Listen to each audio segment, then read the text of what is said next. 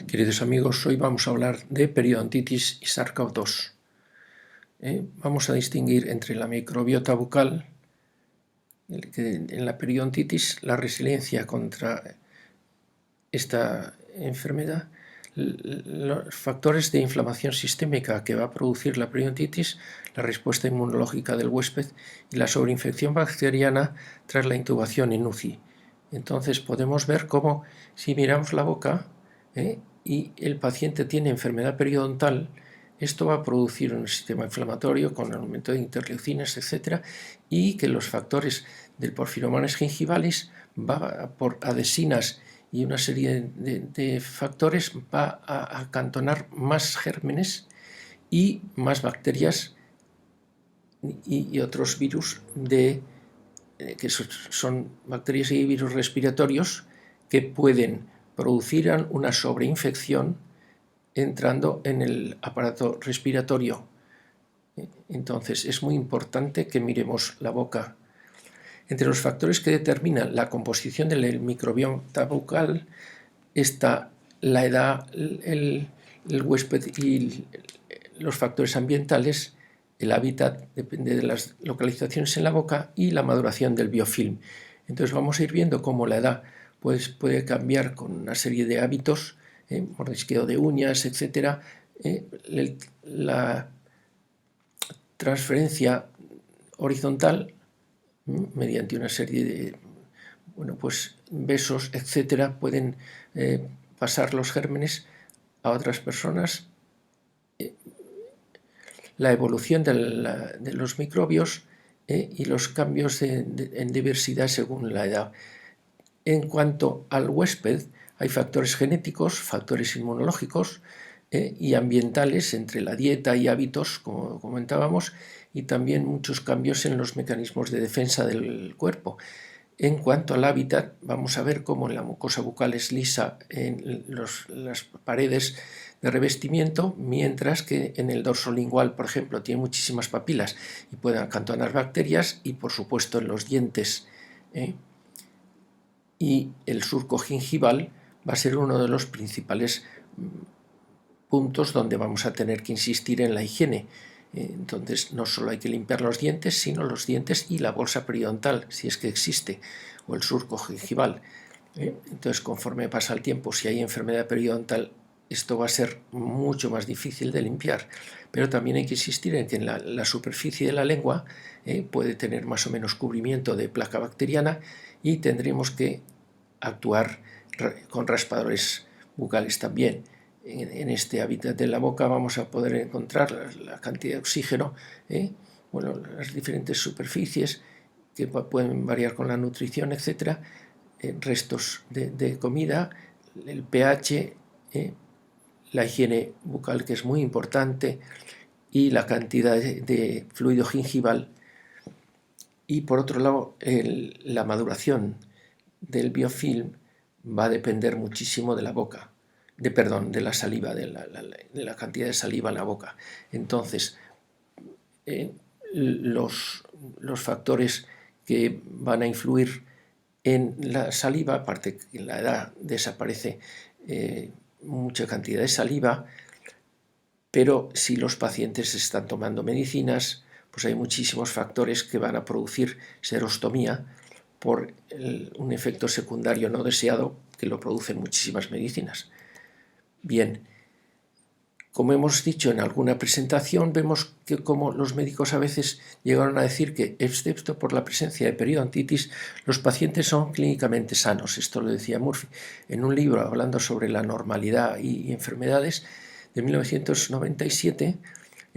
Y entonces, pues, si no miran la boca y piensan que los pacientes están clínicamente sanos porque parece que no tienen ningún síntoma, pero vemos cómo en internet podemos encontrar imágenes como esta, en la que se ve que en la bolsa periodontal, si hay periodontitis, pues va a haber inflamación importante de las encías, se va a destruir la inserción epitelial, con lo cual se va a producir una bolsa periodontal que va a tener mucha inflamación, muchos restos de gérmenes que a través de los restos de comida, etcétera, pues van a producir mucha inflamación que va a producir úlceras en la encía, con lo cual va a tener sangrado gingival espontáneo y a veces hay que explorarlo con una sonda, y si el sondaje periodontal produce sangrado, pues es señal de que existen orificios por donde puede salir esa sangre, pero que a la vez por estos mismos orificios pueden entrar gérmenes en el cuerpo humano, abriendo bacteriemias, etc.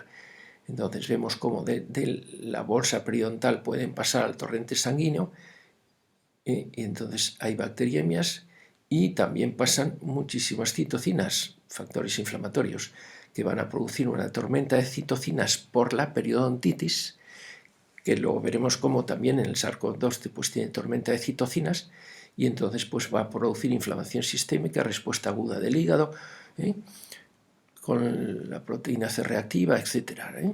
Entonces estas tormentas de citocinas va a agravar la enfermedad. Entonces, en los pacientes mayores se ha visto como la serostomía, por la edad y los fármacos, en las residencias de mayores morían más los que tienen problemas para masticar, sobre todo por periodontitis de larga duración, que ha llevado a la pérdida de dientes. La causa más frecuente de pérdida de dientes es la periodontitis en los adultos.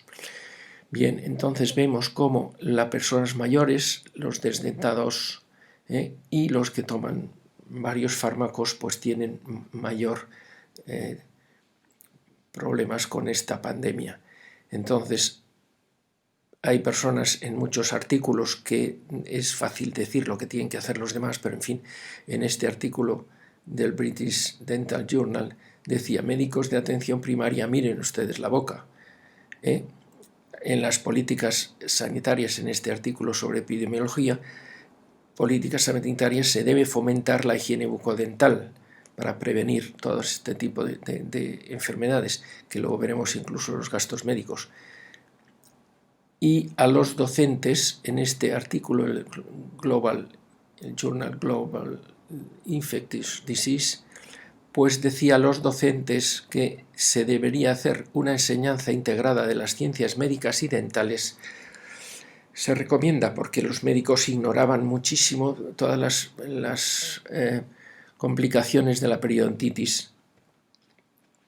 Bueno, si vemos en un estudio muy interesante de 2017, hecho en Holanda, pues vemos cómo distribuyen a los pacientes según la cantidad de higiene bucal.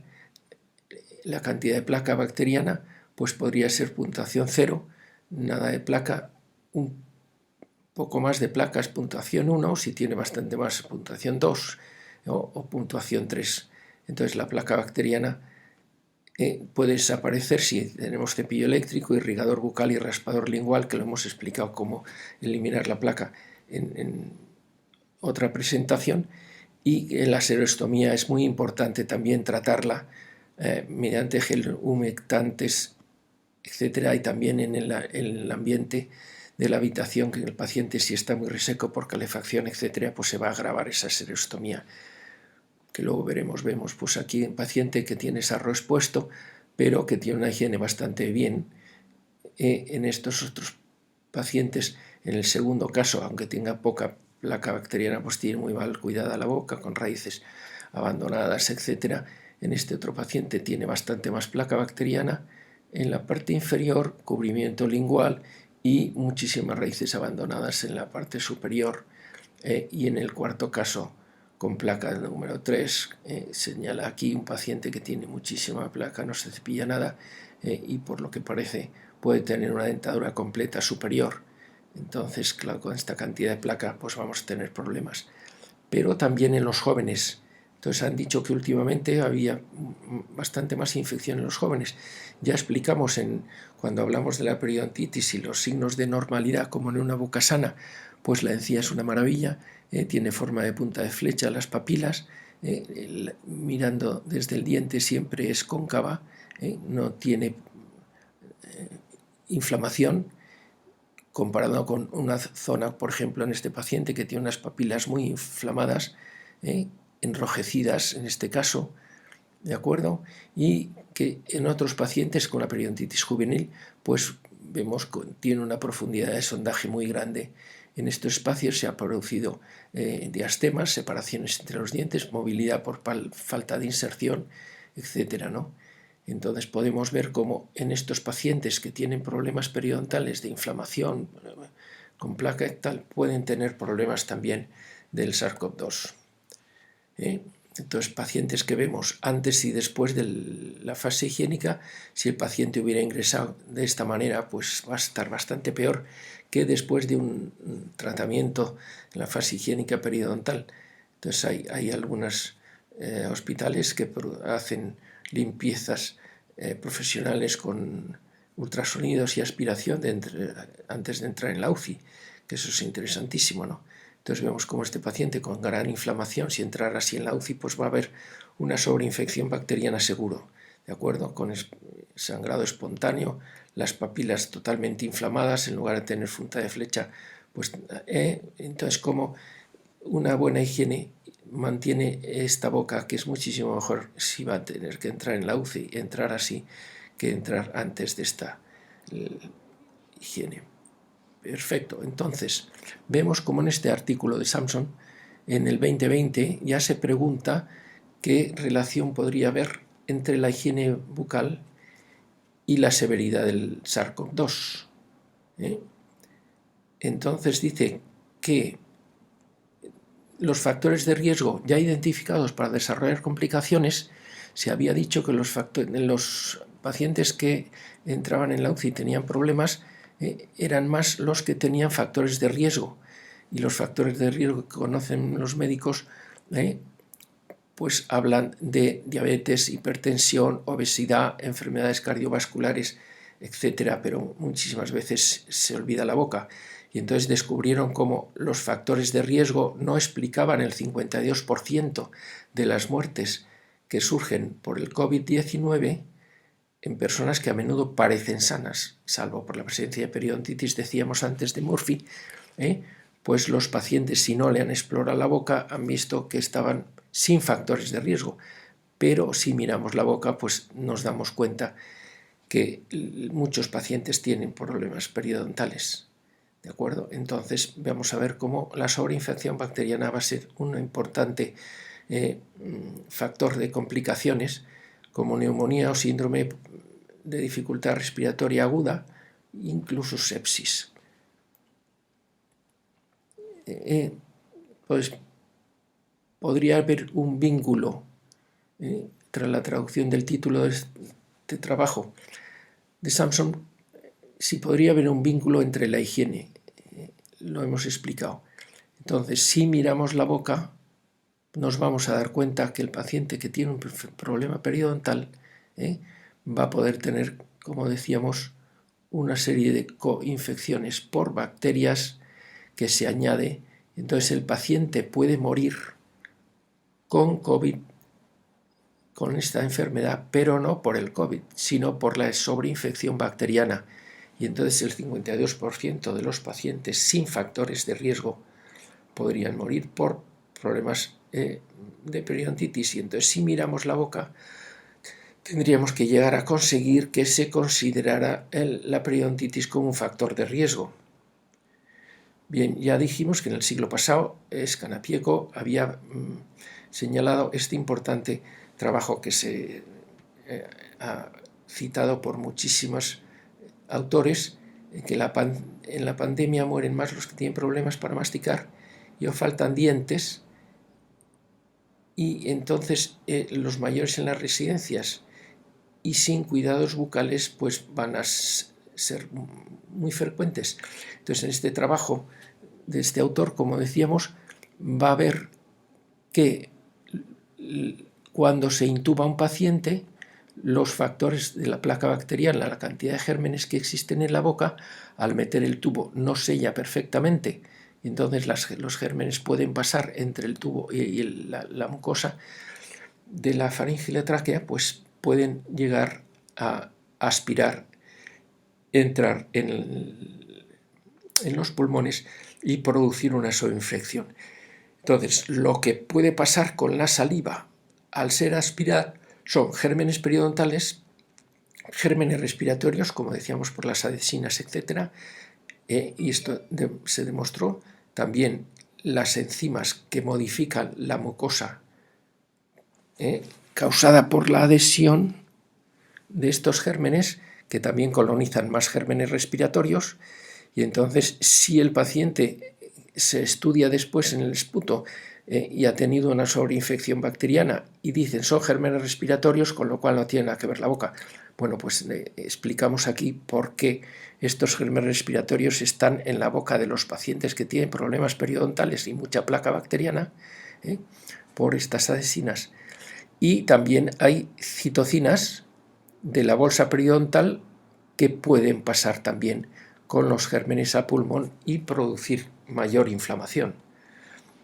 Bien, entonces estos doctores de la SEPA, el doctor Herrera y el doctor Mariano Sanz, Serrano y Roldán, pues han publicado un artículo muy interesante sobre por qué la placa bucal puede tener efecto en la pandemia.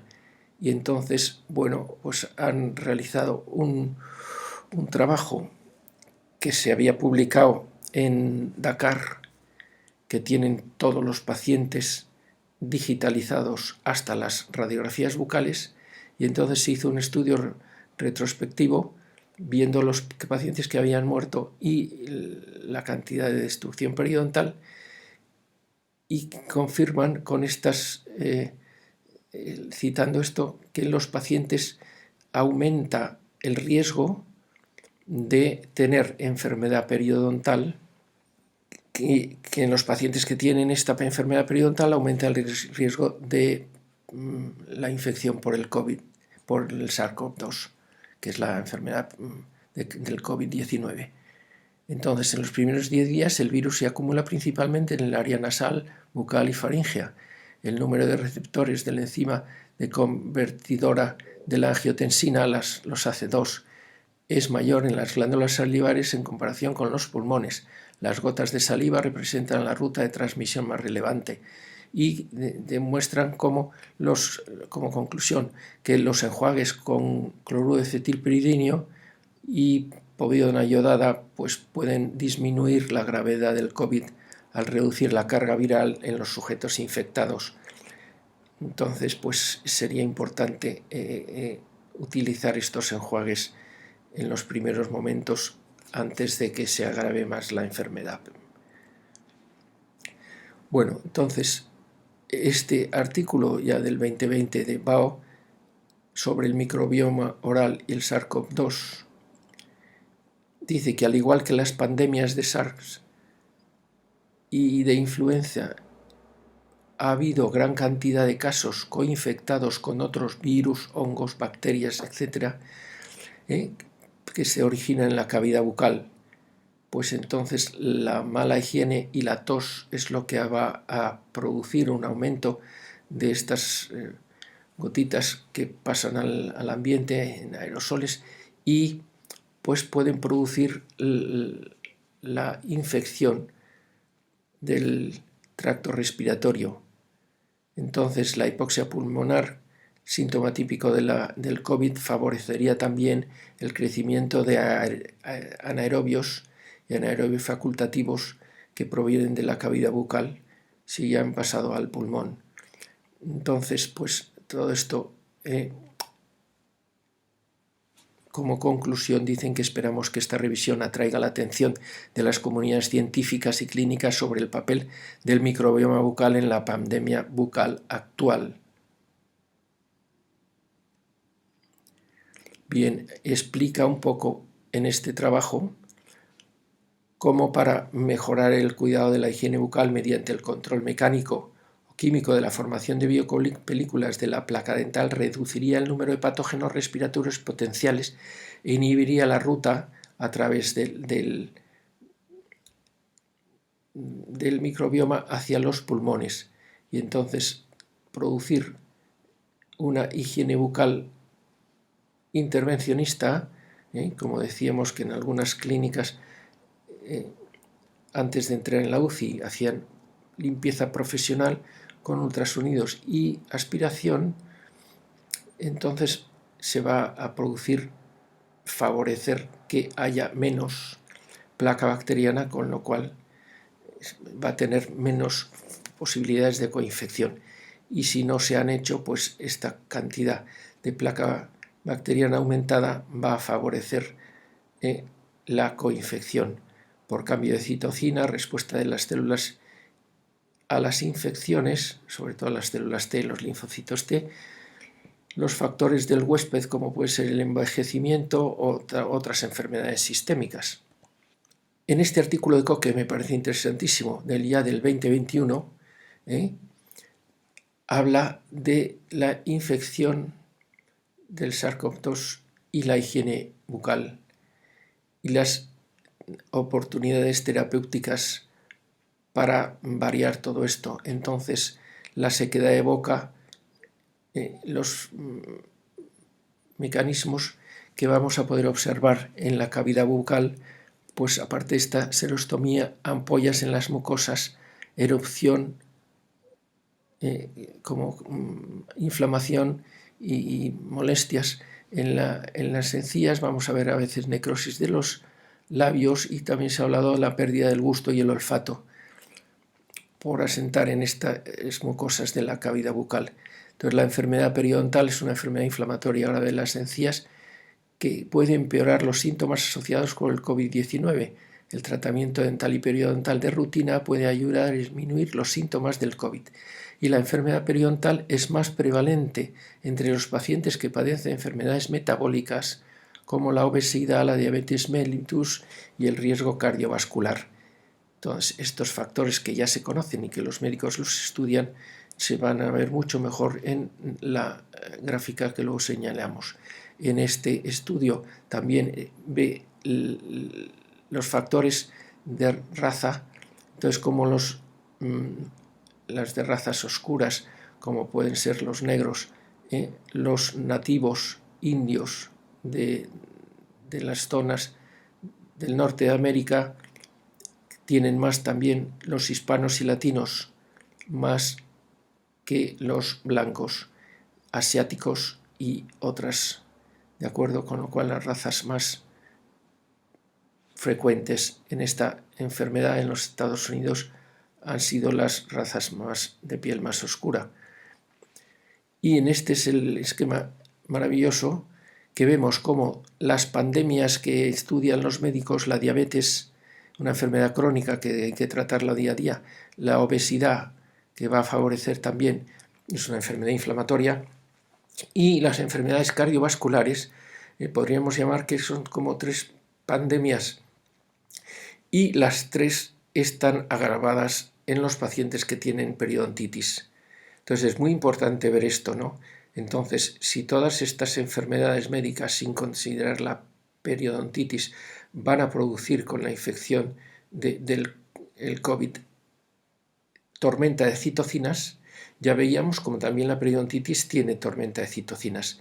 Entonces, aquí explica perfectamente cómo la periodontitis agrava la diabetes, agrava la obesidad y agrava la enfermedad cardiovascular. Entonces, el estrés oxidativo y la tormenta de citocinas va a favorecer el aumento de morbilidad y mortalidad. Por lo tanto, sería muy importante intentar conseguir que los médicos en todas tanto en la atención primaria como en las distintas especialidades, miraran mucho la boca para favorecer el control de las enfermedades. Yo estuve en Puerta de Hierro en 1970, el doctor Rojas, que era un diabetólogo fenomenal, pues mimaba muchísimo todos los riesgos que podría tener infección desde las uñas de los pies, todo el cuerpo, pero yo le decía, pero usted le ha visto la boca que tiene el paciente. Y no, estoy harto de mandar pacientes a dentistas que no tratan la enfermedad periodontal ni me explican. Bueno, pues podía tener una mala relación con algunos dentistas o, bueno, pues hay veces que es difícil la colaboración, porque la medicina hospitalaria no es la medicina privada en una clínica dental, que normalmente en aquella época la mayoría de los pacientes que veían los dentistas eran pacientes sanos. Hoy en día es muchísimo mayor la cantidad de pacientes con cáncer que han tenido tratamiento y están curados, pero han tenido otras pacientes por edad o otras enfermedades, pues están tomando muchas medicinas y favorecen las complicaciones periodontales, pero son pacientes tomando anticoagulantes o trasplantados, etcétera, pues son pacientes complicados. Entonces, pues los dentistas antes veían la mayoría de pacientes sanos, pero ahora pacientes con enfermedades sistémicas es importante. Entonces, aquí vemos cómo la insuficiencia orgánica múltiple es lo que puede llegar a la muerte, no solo el distrés respiratorio, que ya se da. Aquí pone el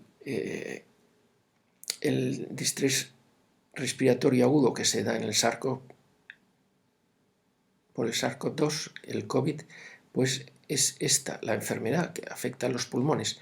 Pero con las manifestaciones orales vemos que no solo va a haber problemas en el pulmón, sino que también el aumento de los enzimas de la convertidora de angiotensina 2, que muchos pacientes toman por la hipertensión, pues va a disminuir la respuesta del factor nuclear eritroide y va a producir inflamación en los pulmones, que puede ser una de las causas de muerte. Pero también va a producir un aumento de la disbiosis del microbioma intestinal, con alteración y disminución de la función gastrointestinal, que muchas veces pueden morir por trastornos de este aparato.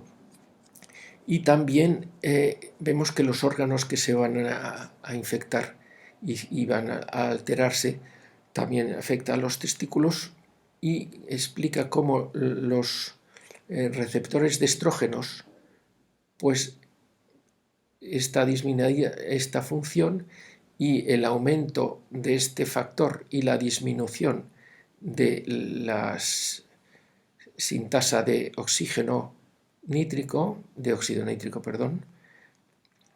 pues va a producir que aumenten los de angiotensina 2 y los factores reactivos de oxígeno, los ROS son los factores reactivos de oxígeno, y nos van a alterar la función gastrointestinal y poder producir muerte no solo por el pulmón, sino por fallo multiorgánico.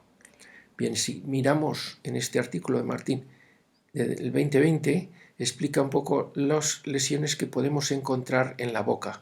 Entonces han encontrado lesiones herpéticas, estomatitis herpética recurrente, úlceras, también pacientes con diabetes e hipertensión.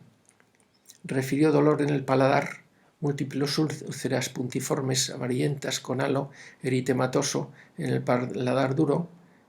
Bien, pues pueden ser todos estos factores que aparecen en la boca. Esto parece petiforme, ¿de acuerdo? Y otras veces pueden aparecer úlceras.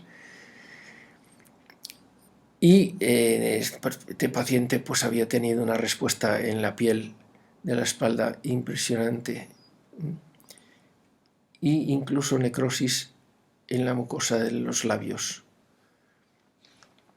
Bien, el porfirinomonas gingivalis va a ser uno de los patógenos más importantes de la enfermedad periodontal, pero que también va a actuar en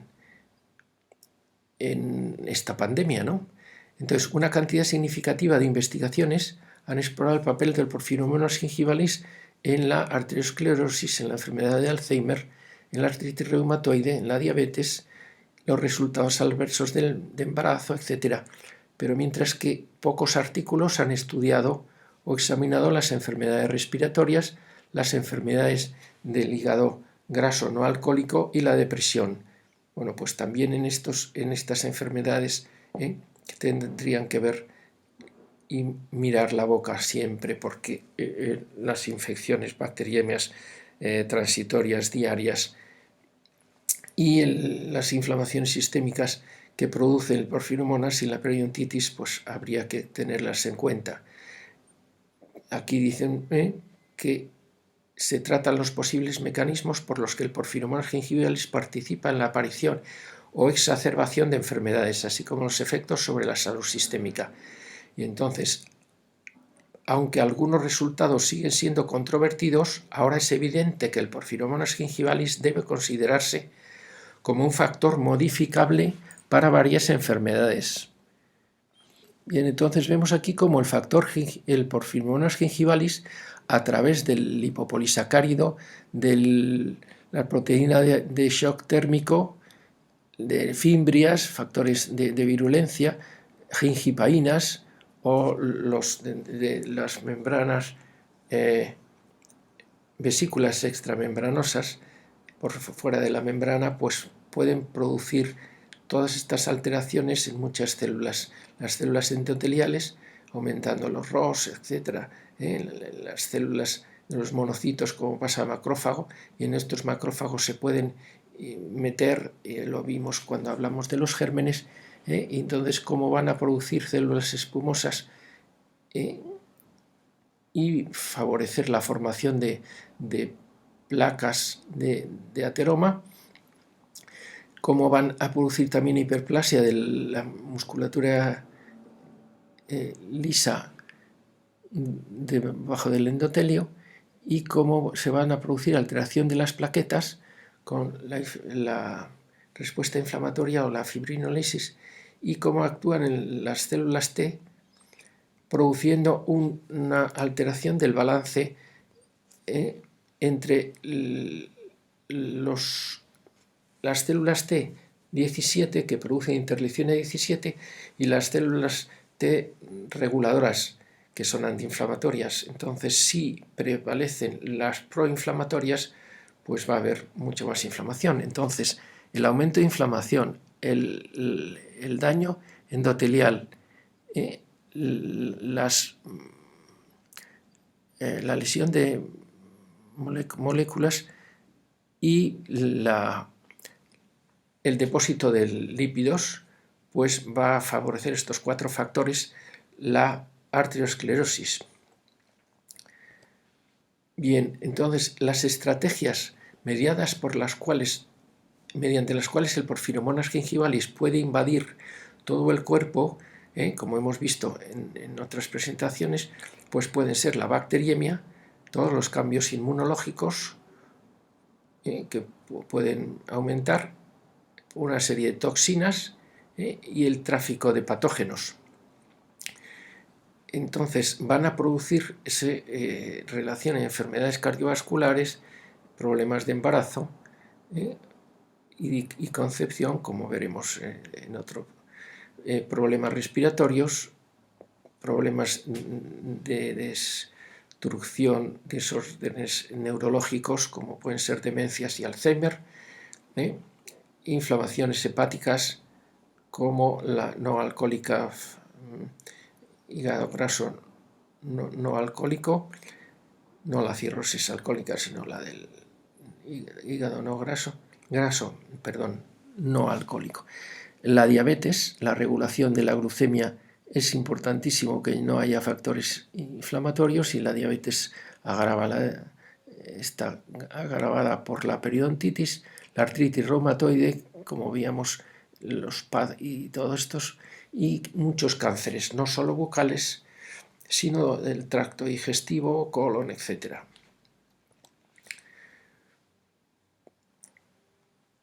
En este artículo de Meng del 2021 también habla de los factores gastrointestinales causados por el SARS-CoV-2, cómo van a producir no solo el síndrome respiratorio agudo severo, sino también las lesiones gastrointestinales, como decíamos antes. Entonces, especialmente la aplicación de la nanotecnología puede ayudar a controlar aún más el COVID-19. Bien, entonces hace una cronología desde cuándo han aparecido virus como el COVID, señala el 1200, 1800, bueno, después la gripe española, y etcétera, ¿no? Y otros SARS. Bien, entonces todos estos coronavirus, pues la representación de los elementos que puede tener la membrana celular, etcétera, de los coronavirus. Y entonces, como estos coronavirus pueden también, al meterse en las células, se van a replicar dentro de ellas, y los mecanismos de infección y destrucción celular pues se van a producir en todos estos sistemas que señala aquí, desde los pulmones, pasando por el hígado, alteraciones digestivas, en el corazón, en el bazo, en el cerebro, en el ojo y en la nariz y boca. ¿De acuerdo? Entonces, la nanotecnología dice que en los pacientes en los que tienen poca diversidad de bacterias, pues va a tener una destrucción de la mucosa intestinal. Entonces, para conseguir que haya mayor diversidad de gérmenes, introducen unas nanopartículas que van a alterar la capacidad de infección de este virus en las paredes del intestino. Entonces, estas nanopartículas van a favorecer el que aparezcan mucho más gérmenes, y entonces el epitelio gastrointestinal pues va a estar protegido. Entonces, el resumen de esta presentación es que el trabajo en equipo es importantísimo, y el gran gasto médico que se produce. Este artículo de 2007 de Bartol me llamó muchísimo la atención, porque ya en 2007 decía que es evidente que para abordar muchas de estas circunstancias, cuestiones que se dan en la periodontitis, sería necesario un enfoque multidisciplinar que involucre biólogos celulares, biólogos de la matriz, farmacólogos, científicos e ingenieros expertos en biomateriales y nanotecnólogos. Cuando leí esto me llamó muchísimo la atención, porque yo no conocía la mitad de estas especialidades. Claro, hoy en día pensar que hay investigadores que solo tratan células, es que estuve en el CIMA, este centro de investigación tan genial que hay en Navarra, y claro, el comprender que haya gente que solo, yo soy solo si son células, porque si no, no, y que otros solo traten biólogos de la matriz, pues me pareció, claro, una super especialización genial, pero que no conocemos, y de nanotecnología no tenía ni idea de lo que era. Entonces, que hoy en día estemos intentando con las nanopartículas mejorar la calidad de la microbiota intestinal para evitar que haya disbiosis, pues es muy importante, pero también tendríamos que, con este autor Patel y colaboradores, como en el 2020 dice que existe una necesidad urgente de estudiar las coinfecciones en pacientes con COVID y alentar a los médicos a diagnosticar estas afecciones de manera temprana, debido a que su contribución a la mortalidad y al aumento de la gravedad de enfermedades en pandemias históricas de infecciones virales respiratorias. Entonces, se debe proporcionar exámenes intraorales, es decir, bucales de rutina, para pacientes con COVID en todas las disciplinas de atención médica. Entonces, para concluir esto que lo presenté, en 2009 hicieron un estudio de los gastos médicos en Estados Unidos. Entonces, los gastos anuales, el mayor gasto anual era la periodontitis, que producía gastos anuales de 50 billones de dólares año. Entonces, dada la gran cantidad, la gran prevalencia de la periodontitis, hay gastos por paciente que son mucho mayores, como los que son por el ventilador, asociada a la neumonía, entonces van a producir residencias en la UCI y tal, que van a producir 26 billones de año, pero que cuestan 150.000 por paciente. Entonces, claro, el gasto es bestial, pero lo que pasa es que hay muchos menos pacientes que necesiten UCI que los que necesitan tratamiento bucal. Como no entra en la seguridad social, pues los gastos son bestiales. Entonces, no se ha entendido bien el porqué el divorcio entre medicina y odontología. Es porque si la odontología entrara en la seguridad social, duplicaría el presupuesto de la seguridad social. Entonces, por eso las atenciones de los periodoncistas, etcétera, muchas veces son atención privadas y los gastos son muy, muy grandes, pero necesitamos colaboración entre todas las especialidades. Gracias por su atención.